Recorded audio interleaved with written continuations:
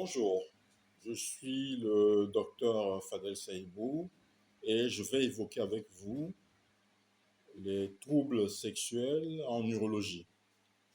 Donc, je vais commencer par parler de la contraception masculine, donc avec l'utilisation du préservatif, le recours à la vasectomie et l'utilisation des méthodes expérimentales comme la contraception thermique et hormonale. Bon, je vais évoquer ensuite la dysfonction érectile. Donc, c'est l'incapacité persistante à obtenir ou maintenir une érection suffisante pour une activité sexuelle satisfaisante. Les causes peuvent être psychogènes, neurogènes, vasculaires, anatomiques ou hormonales. Donc, le traitement inclut les inhibiteurs de la phosphodiesterase de type 5, des prostaglandines E1, des dispositifs mécaniques comme le vacuum et dans les cas sévères des implants érectiles. Le cancer de la prostate et ses traitements comme la chirurgie ou la radiothérapie peuvent influencer significativement la fonction érectile et la qualité de vie sexuelle. D'où la nécessité d'une réhabilitation sexuelle précoce pour limiter les effets négatifs sur la fonction érectile. Le cancer du pénis peut également affecter la fonction sexuelle et urinaire. Ainsi, les traitements conservateurs sont privilégiés pour préserver la fonction sexuelle, mais dans les cas avancés, une amputation partielle ou totale peut être nécessaire. La maladie de la pyronie, donc c'est une fibrose de l'albugénée du corps caverneux entraînant des courbures péniennes.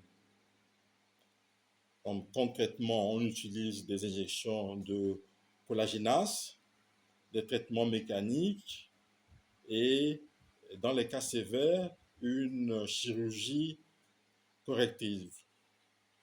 Donc, il y a également la courbure congénitale du pénis qui est prise en charge efficacement par voie chirurgicale.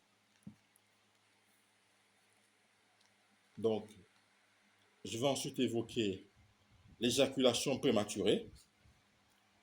Donc, c'est une éjaculation survenant trop rapidement, souvent avant que le partenaire ou le patient ne le souhaite. Donc, comme traitement, on utilise la dapocétine, des anesthésiants locaux et des thérapies cognito-comportementales. Il faut également évoquer le déficit en testostérone lié à l'âge, car cette situation peut entraîner une baisse de libido, de la fatigue, une diminution de la masse musculaire. Et le traitement indiqué est une hormonothérapie de substitution avec surveillance régulière.